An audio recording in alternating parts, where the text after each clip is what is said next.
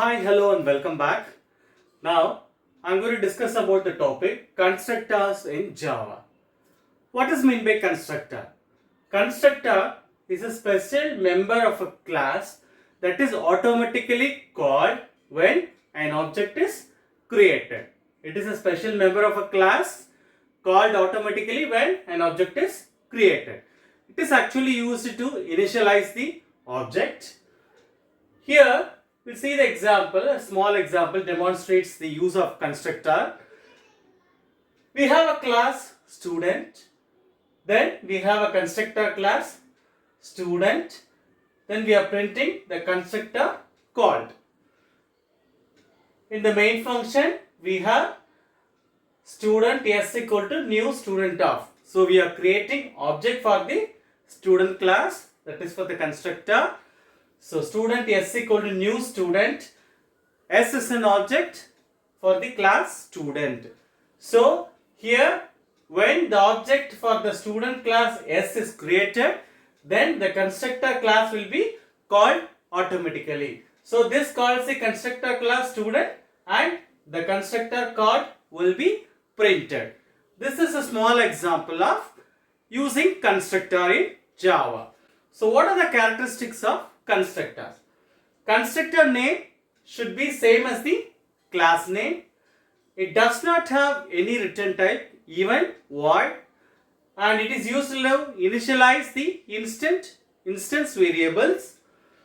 Constructor can be overloaded and constructor classes cannot be inherited by any subclasses. These are the characteristics of constructor in Java. There are types of constructor: default constructor, parameterized constructor, and no argument constructor. We'll see one by one. First one is nothing but the default constructor. What is default constructor? When we didn't write any constructor in a Java program, then the default constructor will be called automatically. If we didn't write any constructor, then Java provides a default constructor. This default constructor will be called automatically. If you see this example, in this example, if we didn't use any constructor in this class, then what will happen? For this class student, we didn't use any constructor, then Java will take the default constructor automatically. Coming to the parameterized constructor. The parameterized constructor will accept the parameters passed. Look at this example. We have a class student, then integer age and string name. There are two variables. One is integer and another one is string. Comes to this student int a comma string n. Here we have a constructor class. How we can identify the constructor class? The constructor class is same as the class name. So student int a string n. We can pass arguments to the parameters integer a and string n. So age is equal to a and name is equal to n. This program accepts the parameters for a and n. So in the main function, what we will do? Student s is equal to new student. We are creating object s for the class student. So automatically the constructor class is called and the value 20 to the integer a and ram to string n were passed. While calling the constructor, when an object is created, the value 20 will be passed to a and ram is passed to string n. This is what we call it as parameterized constructor. So this prints the name and age respectively.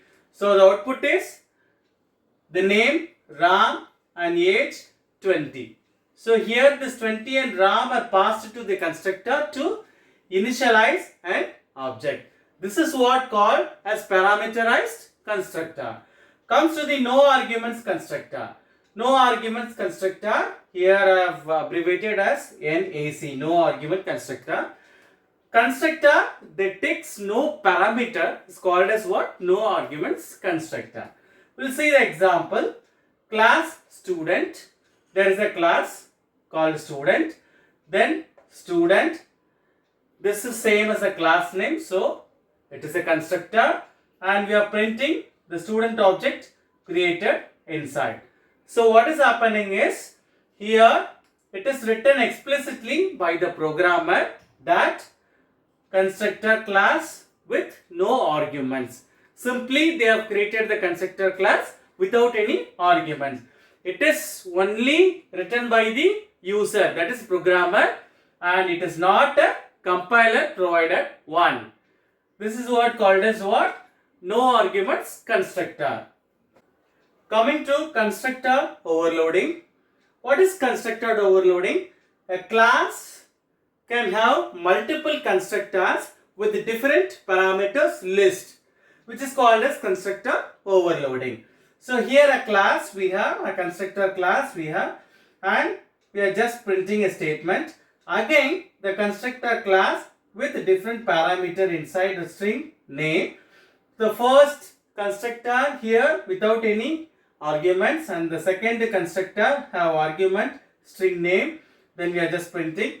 Again the same constructor is overloaded with two arguments, name and age, and we are just printing the statement. So what is happening here is, here the class having multiple constructor, student with different parameter list. The first student constructor class without parameter, and the second student constructor class have parameter string name, and the third student constructor class have a parameter string name as and int age, string name and int age. This is what called as constructor overloading. It is an example of compile time polymorphism too.